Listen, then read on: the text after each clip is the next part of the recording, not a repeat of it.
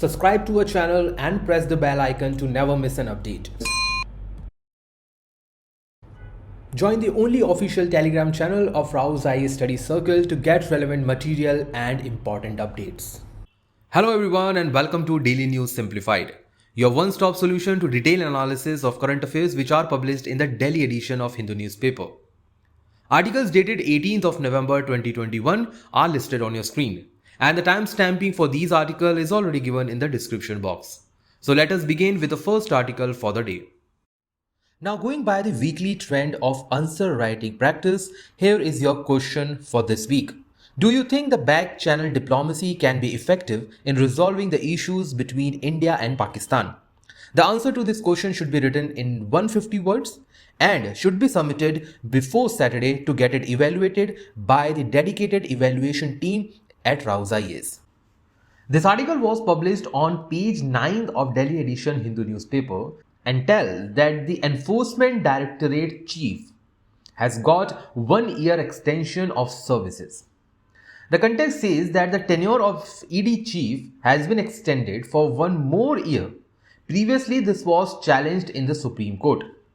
Now, the relevance of this article comes from the fact that in prelims examination, UPSC can ask questions related to the Enforcement Directorate or those two important acts for which this agency is working, including the FEMA Act and the PMLA.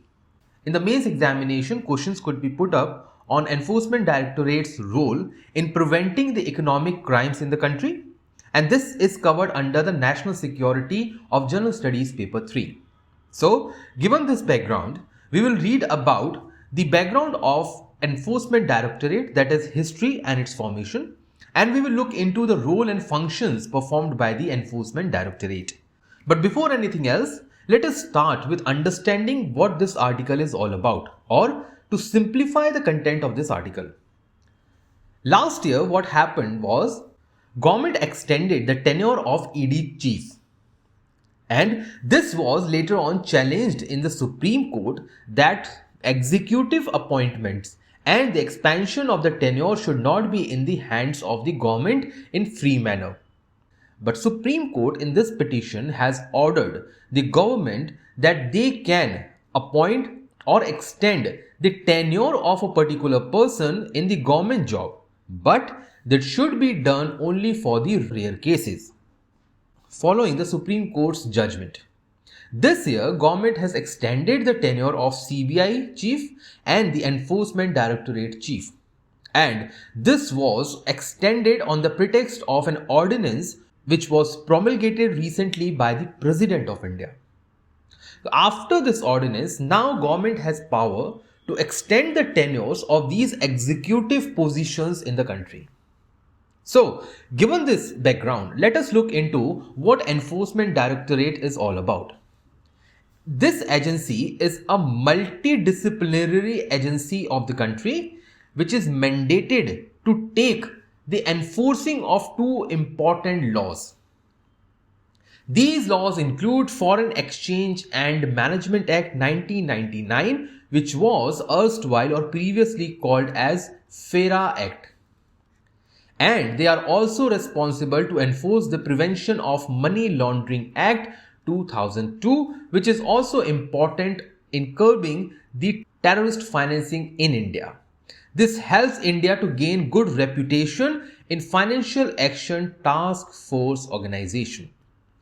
Enforcement Directorate was formed in 1956 as the enforcement unit under the Department of Economic Affairs. However, the next year, this was renamed as Enforcement Directorate under the Department of Revenue, which is under the Ministry of Finance since 1960. So, as of now, this Enforcement Directorate is under the Department of Revenue, Ministry of Finance. When it comes to the main functions of Directorate, well, they are responsible for enforcement of these important laws, which we have already discussed, including FEMA and Prevention of Money Laundering Act.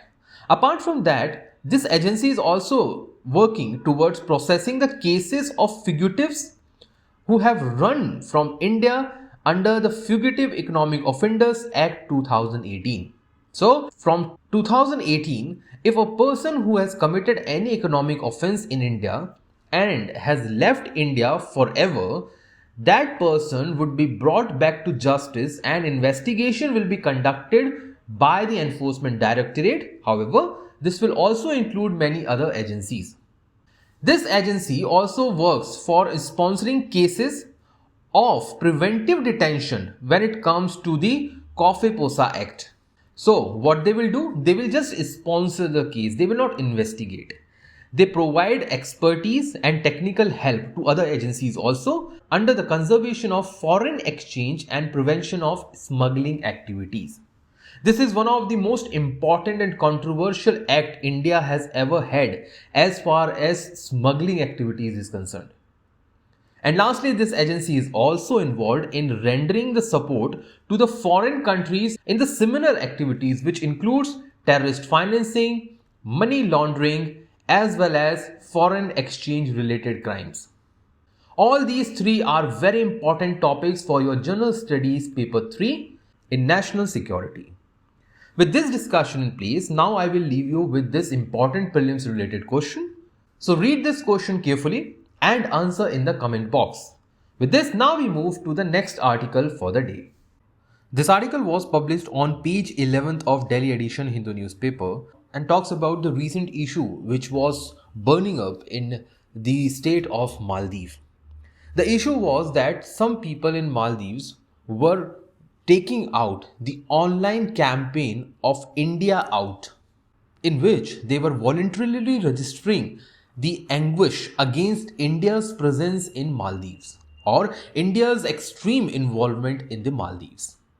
But Maldives government has denied any government's involvement in such popular anti-India protest.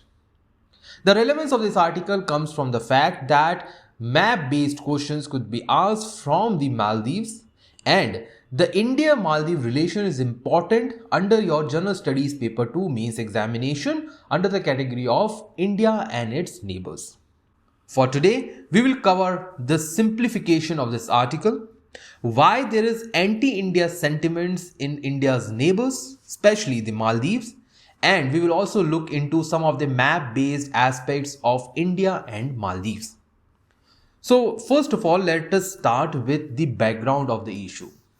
What happened previously was that in the social media of Maldives, there was a public campaign with the name India Out. And India Out here simply means to kick out India from the socio-political economic aspect of Maldives. The reason for this was that Maldivians, that is citizens of Maldives, are very critical about Saleh's India's first policy. Now Saleh is the president of Maldives as of now. And because of this India first policy of the president, there was the anguish against India's military presence in the Maldives, and this was coupled up with the proposal of India to create new consulate in Odu Island of Maldives. Government of Maldives has said that the larger sections or the larger population of Maldives does not have any hate against India. The India Out online campaign is only by some of the anti-social or anti-government elements involved in the country. And because of this, India has also assured greater assistance as well as involvement to the government of Maldives in the recent visit made by the officials. As far as anti-India sentiment is concerned, well, these are the 6 important reasons behind that, and this could possibly be asked in the mains examination this year or maybe next year, because this trend has been generating in the past 3-4 years across India's neighbors. The first one is declining reputation of India in its neighbors. Why? Because over-involvement or over-indulgence of Indian political parties or India's assistance in these neighbors has rendered themselves to be on the side of borrowing countries, those who are incapable to grow themselves. Opposition forces or opposing forces are getting fueled by other countries. Other countries include China. China has been putting its effort in order to create anti-India sentiments in the neighboring countries of India. Rising of Chinese has also influenced because China is involving in the money diplomacy or the checkbook diplomacy in order to control the politics as well as the economics of India's neighbors. India, being the largest in size as well as in the politics, being a big brother for the smaller neighboring countries. For the long, it has been appreciated that India was taking care of its neighbors in length and breadth. But over the past few years, it has been observed that the attitude made by India as a helping friend is taken as a big brother attitude, and this has created a negative reputation or repo among these nations regarding India. The rise of cyber crimes has also led to the spread of anti-India sentiments in these countries, and social media has played a gigantic role in controlling these kind of activities.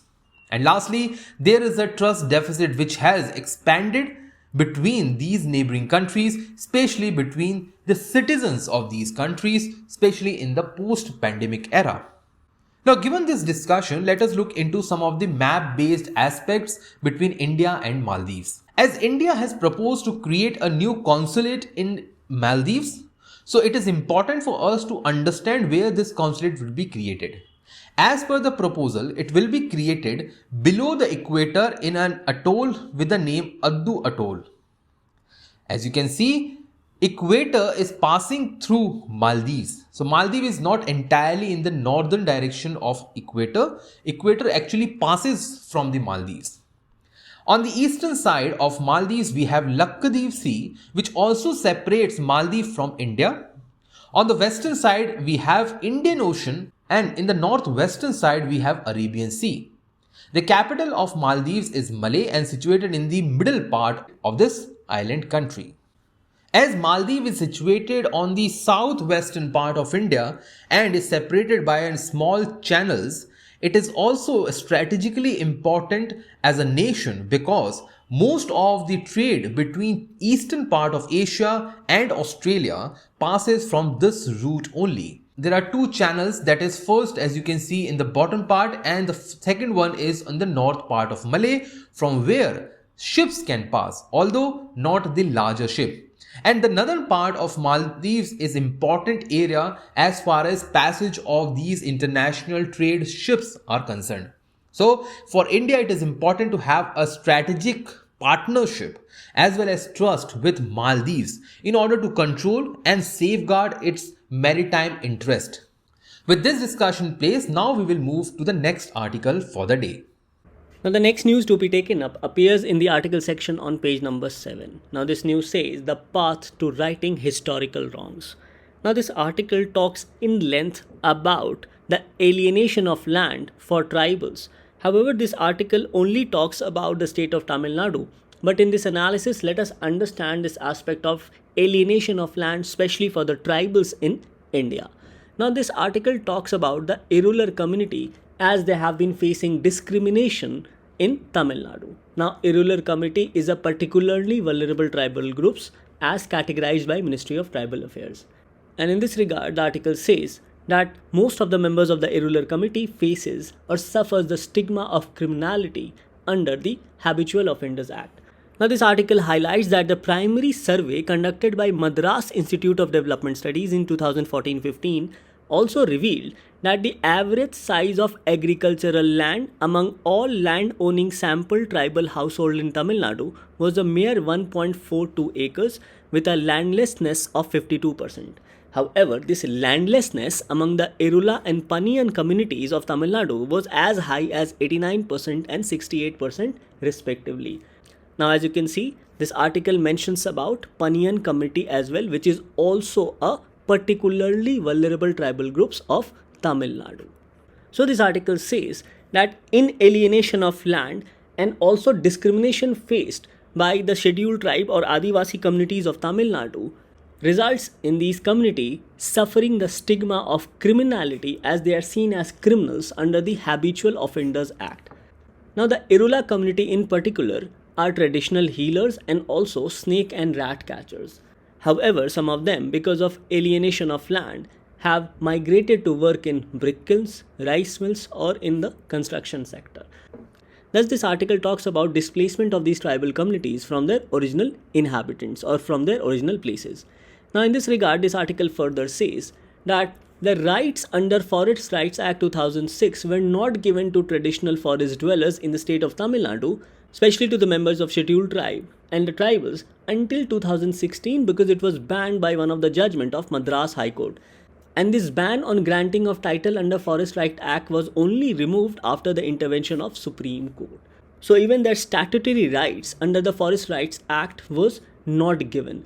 So in this regard, this article says that the tribals suffered not only stigma of criminality, but the alienation from their land also makes them vulnerable, especially with respect to their livelihood and health. And with respect to development-induced displacement of tribals, especially in areas rich in forest and mineral produces or mineral resources, we have witnessed increased displacement of tribals from forest areas. And this displacement has increased post-liberalization in 1991 to serve corporate interest as highlighted in this article. So, increased industrialization or mining has resulted in alienation of land for the tribals, loss of access and control over forest resource for the tribals, increased indebtedness for the tribals, lack of proper rehabilitation measures as well.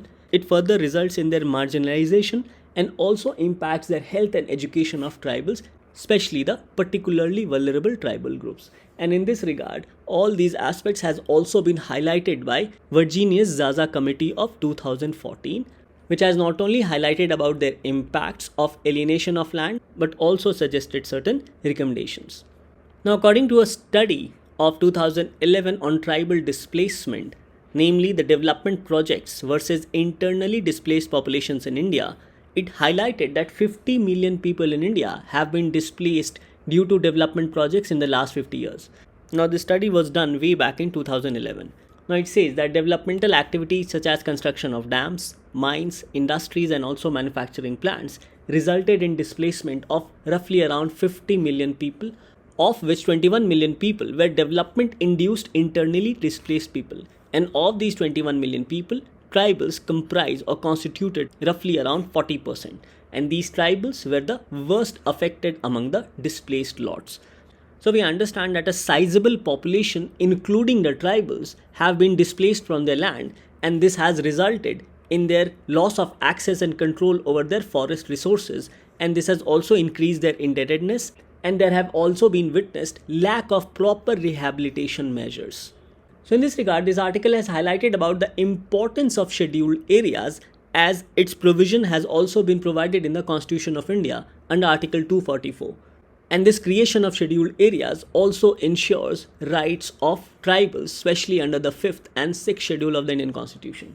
Article 244 mentions about administration of scheduled area and tribal areas. It says that the provisions of 5th schedule shall apply to the administration and control of scheduled areas and scheduled tribes in any state other than the states of Assam, Meghalaya, Tripura or Mizoram. Basically other than the states which are mentioned in the 6th schedule of the Indian Constitution. Whereas Article 244 Clause 2 says that the provision of 6th schedule shall apply to the administration of the tribal areas in the state of Assam, Meghalaya, Tripura and Mizoram.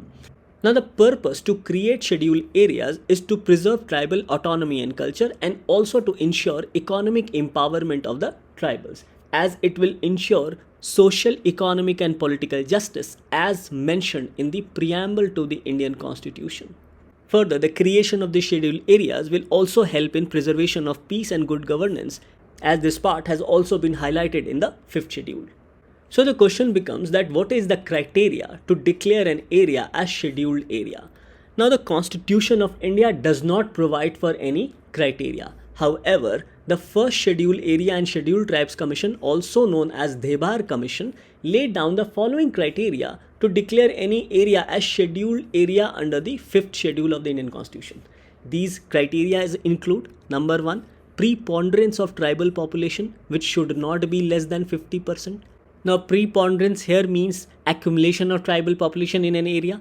Second, compactness and reasonable size of the area. Third, underdeveloped nature of the area. And fourth, marked disparity in the economic standard of the people as compared to the neighboring areas. Now, this report of Ministry of Tribal Affairs further says that more recently, a viable administrative entity such as district, block or taluk has also been identified as an important additional criteria. So overall, these can be said to be some of the criterias to declare an area as scheduled areas, and these criteria are not provided in the Constitution of India. Now, the next point highlighted in this article is regarding the Mungekar Committee report on standards of administration and governance in the scheduled areas. Now, the Mungekar Committee report had called the 5th schedule of the Indian Constitution as Constitution within the Constitution, and the recommendations by Mungekar Committee included reviving institutions of self-governance, creating effective delivery mechanism through integrated tribal development projects. Now, this integrated tribal development projects functions under the tribal sub-plan of Ministry of Tribal Affairs.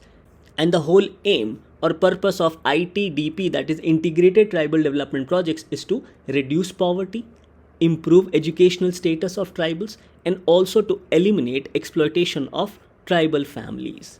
Further, the Mungekar Committee also suggested to create critical infrastructure in the tribal areas, proper implementation of tribal subplans, proper implementation of Forest Rights Act of 2006.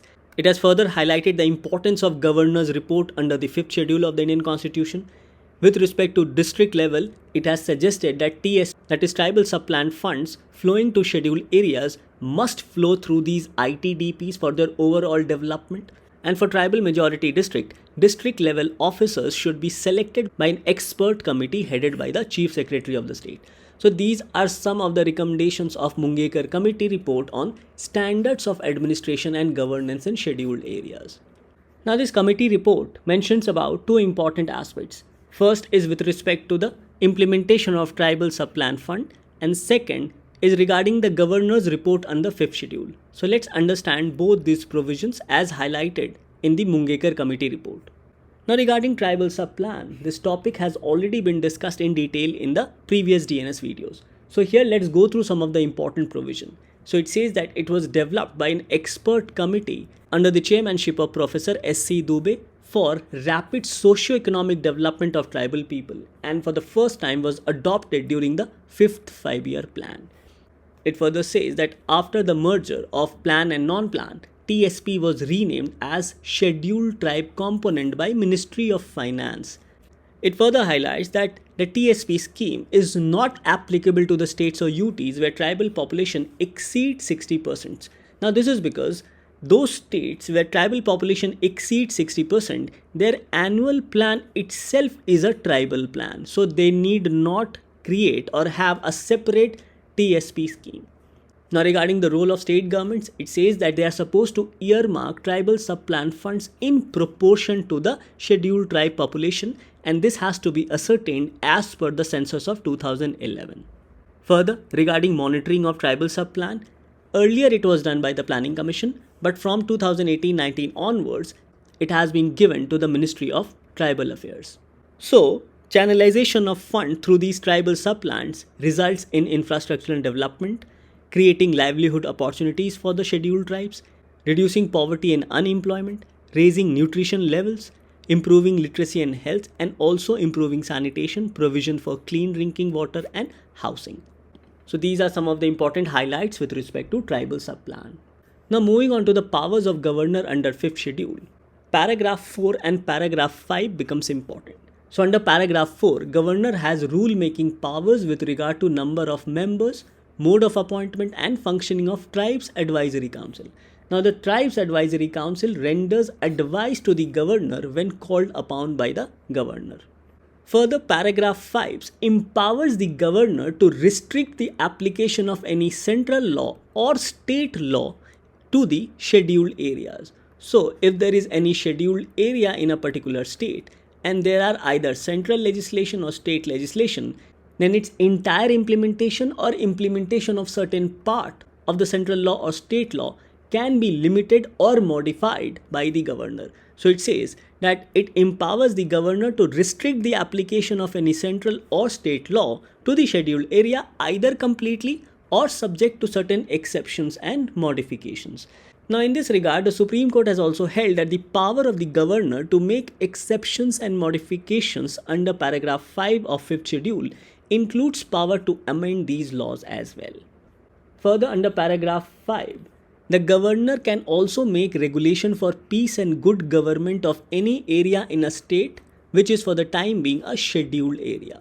And for this purpose, that is for the purpose of peace and good governance, the governor may provide for certain regulations which may prohibit or restrict the transfer of land by or among members of scheduled tribes in such area. The governor may regulate the allotment of land to members of scheduled tribes in such area. And the governor can also regulate the carrying of business as money lender by persons who lend money to members of scheduled tribes in such area. So all these aspects can be regulated by the governor under 5th schedule for peace and good government. And to achieve all these purposes, the governor is further empowered to amend any act of parliament or any state law or any existing law which is applicable to the scheduled area. An important point highlighted here is that all regulations made by the governor under 5th schedule shall be submitted to the president and until assented by the president shall have no effect. And if the governor is implementing any of these regulations as he is empowered under the 5th schedule, then he must consult the Tribes Advisory Council. So these are some of the important powers of governor under the 5th schedule. Now moving to the last part of this discussion with respect to this article, as it also highlights about the importance of the Panchayat's Extension to Scheduled Areas Act for tribals. Now based on the recommendation of Bhuria Committee report in 1995, the Parliament enacted the Panchayat's Extension to Scheduled Areas Act of 1996. And this was done to extend Part 9 of the Constitution with certain modifications and exceptions to Schedule 5 areas. Now, as of now, Schedule 5 areas exist in 10 states, namely Andhra Pradesh, Chhattisgarh, Gujarat, Himachal Pradesh, Jharkhand, Madhya Pradesh, Maharashtra, Odisha, Rajasthan and Telangana. Now, the nodal ministry for implementation of provisions of PESA is the Ministry of Panchayati Raj. Now, this again becomes an important point from your prelims perspective. Now, few important provisions becomes important. The first is Section 4A and 4D of the PESA Act. It says that it recognizes the supremacy of customary law, traditional management practices for community resources, and traditional methods of dispute resolution in scheduled areas.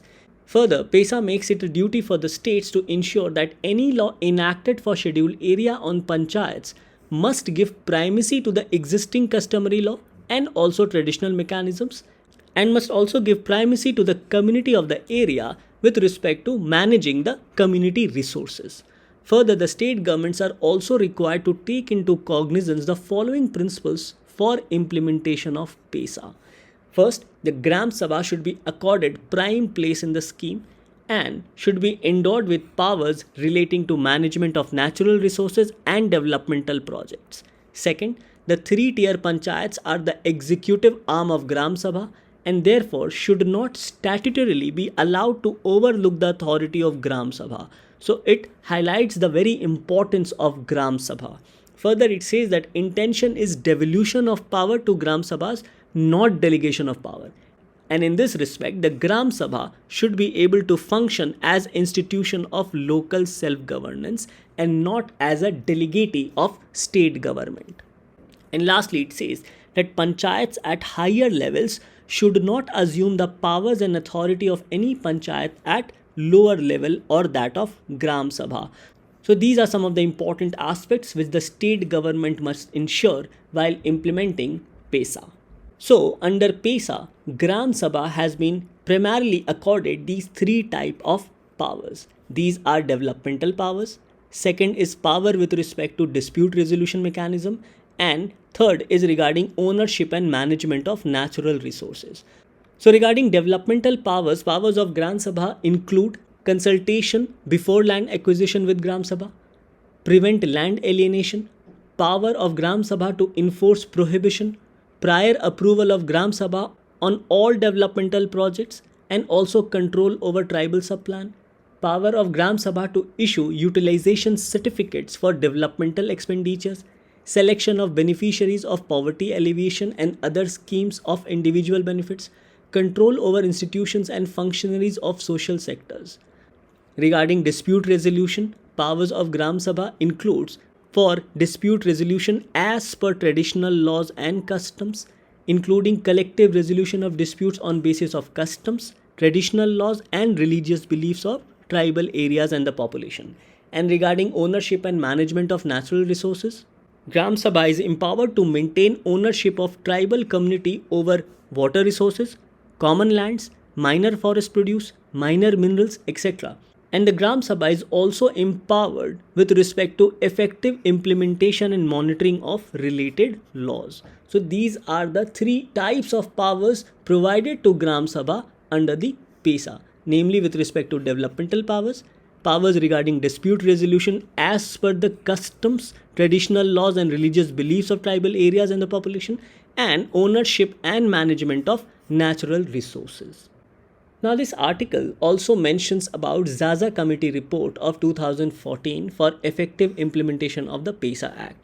So the Zaza Committee has suggested to promote small sized water harvesting structures instead of large dams, impose penalties on officials if they delay implementation of Forest Rights Act or PESA Act, prevent all kind of tribal land alienation by making Gram Sabha's consent compulsory for any type of land acquisition, even if the government wants lands for its use. So even if the government want a piece of land for its own use, the consent of Gram Sabha is a must. Now it says that earlier Vijay Kelkar committee suggested that unused government land should be sold off or leased off to get more money and reduce fiscal deficit. Now Zaza committee has asked the government to use such land for tribal resettlement. After exhaustion of mines, such land must be given back to the owner. Further, in scheduled areas, give permission to the tribals only to exploit such mineral resources, and policymakers should learn lessons from Nyamgiri episode of Orissa. Further, to appoint judicial commission to investigate such Naxal cases registered against tribals and their non-tribal supporters, and also avoid making Salva Judum like policies to combat left-wing extremism. Now based on our discussion, let's take up these two prelims questions asked by UPSC in the year 2013 and in the year 2012. Now this question says that under the Scheduled Tribes and Other Traditional Forest Dwellers Recognition of Forest Rights Act 2006, who shall be the authority to initiate the process for determining the nature and extent of individual or community forest rights or both? Options were A. State Forest Department, B. District Collector or Deputy Commissioner, C. Tehsildar, Block Development Officer or Mandal Revenue Officer, and D. Gram Sabha. In this, the correct answer is D. Gram Sabha.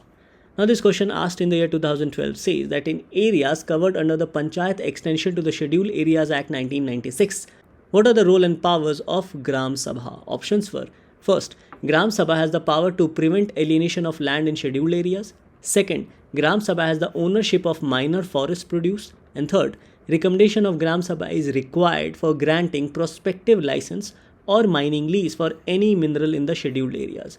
Question was, which of the statements given above are correct? So here the correct answer also becomes D, that is 1, 2 and 3. So we see that questions have been asked in the past by UPSC, especially on the powers of Gram Sabha. Now this article becomes important both from our prelims and mains perspective, as questions can be asked with respect to polity and governance in the prelims examination, as we have seen, and in the mains it gets covered under GS paper 2, especially with respect to governance and social justice under the topic of welfare schemes for the vulnerable section of the population and mechanisms, laws, institutions and bodies constituted for protection and betterment of these vulnerable sections, functions and responsibilities of the union and states, and also important aspects of governance. Thus this article becomes important particularly with respect to rights of the scheduled tribes. With this, let's take up the next article for discussion. The next article for discussion also appears on page number 7. It says wide fault lines within the Global Climate Risk Index. And according to the author, there are certain problems with this Global Climate Risk Index. And according to the authors, the National Disaster Management Information System of India is better placed as compared to CRI, especially with respect to the Sendai framework for disaster risk reduction target of A to D. So in this regard, let us understand about Global Climate Risk Index, and then we'll try to understand that why the author has said that National Disaster Management Information System is better placed. So this Global Climate Risk Index, published in January 2021, ranked 180 countries based on the impact of extreme weather events and associated socio-economic data from 2000 to 2019. And according to the publishing agency, that is German Watch, the rankings are meant to forewarn countries about possibility of more frequent or severe climate related events in the future. Now, the report says that CRI does not provide an all encompassing analysis of the risk of anthropogenic climate change, but should be seen as one analysis which contributes to explaining countries' exposure and vulnerability to climate related risk based on most reliable quantified data available alongside other analysis. Now, the Global Climate Risk Index ranks countries based on four important key indicators. These are number of deaths occurred, number of deaths per 1 lakh inhabitants, sum of losses in purchasing power parity in US dollars, and losses per unit of gross domestic product, which is GDP. So the author says that the two indicators of Global Climate Risk Index are absolute while the other two are relative. Hence, the data cannot be trusted.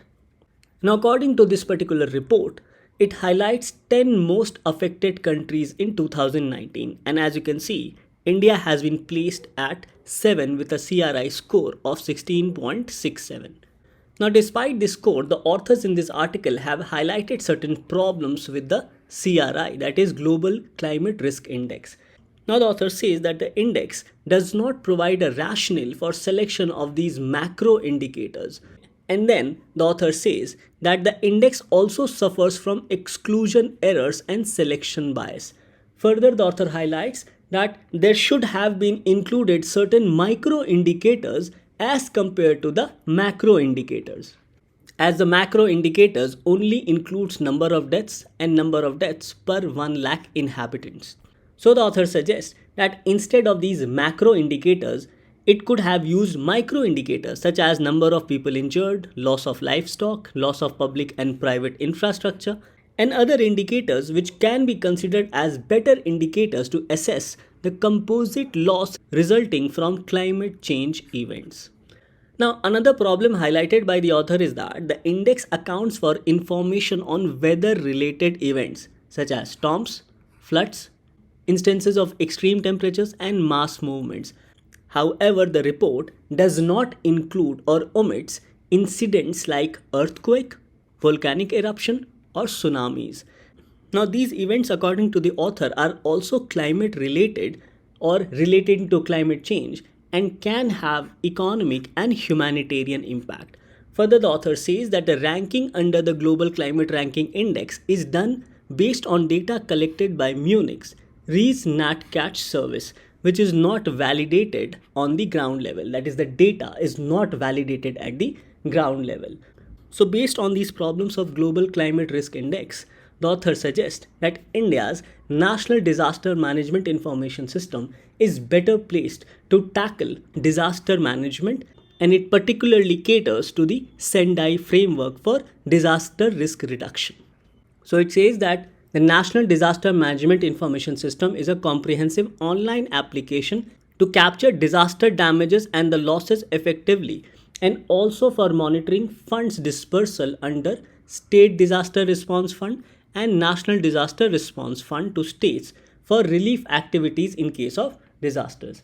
Now it says that the online system tracks the impact of hazards for entire country up to district level. So, as for the tracking system, it has two components. The first component is for reporting the data related to State Disaster Response Fund and National Disaster Response Fund from districts to state and from state to center. So the first component is to report data related to SDRF and NDRF from districts to states, and then from states to center. It further says that this will improve data transparency, data availability, data authenticity, and data consolidation at central level related to the allotment and utilization of SDRF and NDRF. and this module has been launched and is already in use by the states.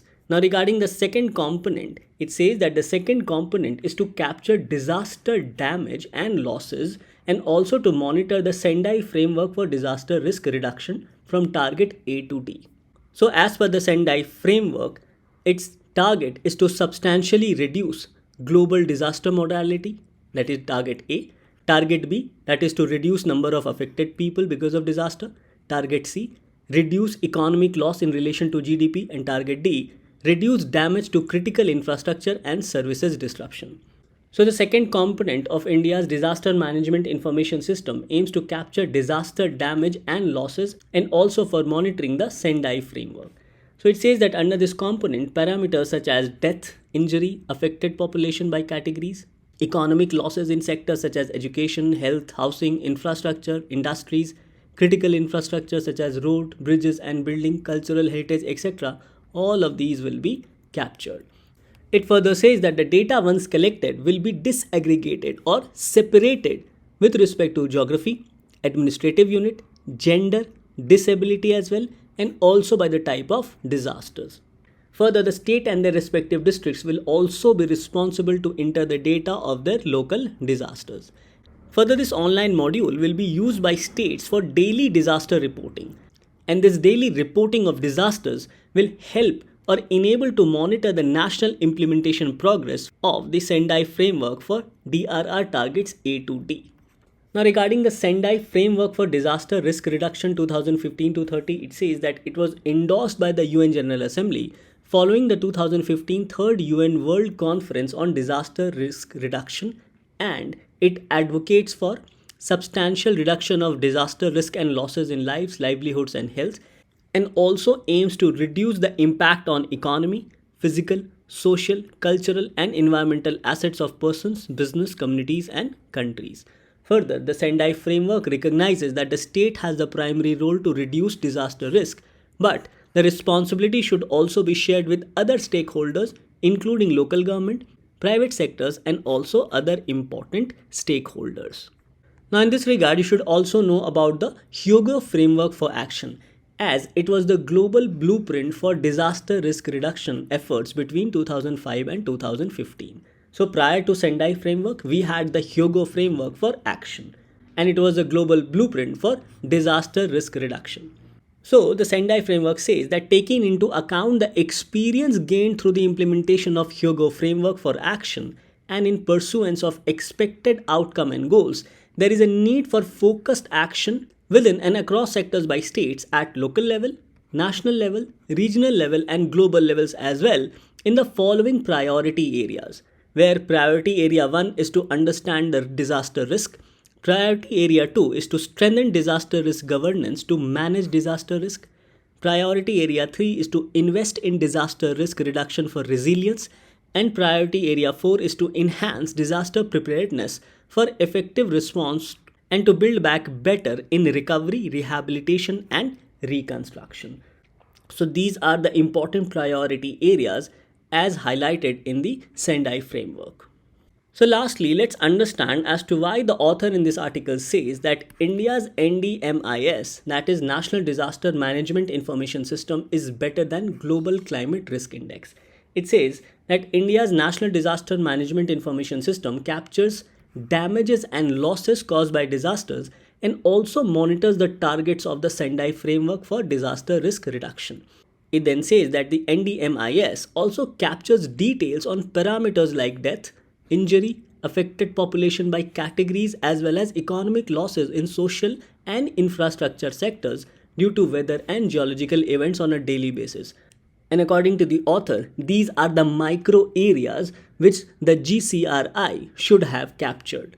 So it says that the data captured by NDMIS includes all major climatic events without leaving out geological events such as earthquake and volcanic eruption or even tsunamis. Thus, author in this article suggests that India's NDMIS will allow India to leapfrog on the targets as envisaged in the Sendai framework. Thus, this article becomes important from the perspective of GS paper 3, and questions can be asked in the prelims examination with respect to indicators of global climate risk index, the institution which publishes Global Climate Risk Index, that is German Watch, and also about the Sendai framework. And in the mains, this topic gets covered under GS paper 3, especially with respect to environmental impact assessment and also disaster and disaster management. Now the last article to be taken up appears on page number 12. It says SEBI, that is Securities and Exchange Board of India, unveils investor charter, move to ensure transparency, timely delivery of services. So as you can see that the Securities and Exchange Board of India has come up with an investor charter. Now particularly this investor charter issued by SEBI focuses on the aspect of transparency and risk involved for the investors who invest in the security market. It mentions about awareness, especially for the investors who are investing in the security market, so that they are not trapped in instances of fraud, or they recognizes the registered intermediaries who are allowed by SEBI to deal in the securities. It focuses on the rights and responsibilities of the investors, and in this respect mentions about certain do's and don'ts for the investors, and a lot of focus has been provided in this investor charter with respect to grievance redressal mechanism. So in this regard, let us understand some of the important highlights with respect to the investor charter. So the idea behind this charter is number one, to protect the interest of investors, and this will be done by enabling them to understand the risk involved in the entire process. And accordingly, when the public understand the risk involved in securities market, then they will invest in a fair manner, transparent manner, and it will also ensure a secure market. Further, this charter also aims to provide services in a timely and efficient manner. So all these can be said to be the vision of this investor charter released by SEBI. So regarding the mission of SEBI, it says that it aims to streamline the procedures to ensure ease of transacting and investing in securities market for investors, to ensure that SEBI registered intermediaries or regulated entities adhere to their investor charters, including grievance redressal mechanism. It further aims to enable investors to understand the risk involved before investing in any scheme. Further, to ensure fair and equitable treatment to investors, to analyze the cause of investor grievances on a periodic basis, and accordingly make appropriate policy amendments if needed. Further, to provide for alternate dispute resolution mechanism, which is in agreement between the investors and also the intermediaries, and also to encourage innovative and digital solutions in securities market. Now this investor charters also provides for certain do's and don'ts for the investors. So the do's are: read and understand the documents carefully before investing, know about the investor grievance redressal mechanism, know the risks involved before investing, keep a track of account statements, and promptly bring any discrepancy notice to the concerned stock exchange, intermediary, or asset management company. Know about various fees, charges, margins, premiums, etc. involved in the transaction, so that instances of fraud reduces, and also to preserve relevant transaction related documents in case of any discrepancy, or in case if it is needed in case of any forgery. And the don'ts for investors include: do not make payments in cash while making any investment in securities market beyond the prescribed limit, as transaction in cash cannot be traced back to the origin. And it says that don't share your critical information like account details, login IDs, passwords, DIS, etc. with anyone. So these are some of the do's and don'ts for the investors to invest in the securities market. Now regarding the rights of investors, it says that they have a right to get fair and equitable treatment. They have a right to expect redressal of investor grievances, which is filed in scores in a time-bound manner. Now SCORE stands for SEBI Complaint Redress System, and the investors also have a right to get quality services from SEBI recognized market infrastructure institutions and SEBI registered intermediaries or regulated entities or asset management companies. So these are the rights of the investors. And regarding the responsibilities of investors, it is the duty of the investors to recognize SEBI authorized market infrastructure institutions and SEBI registered intermediaries. So investors must be aware whether an institution is registered with SEBI or not.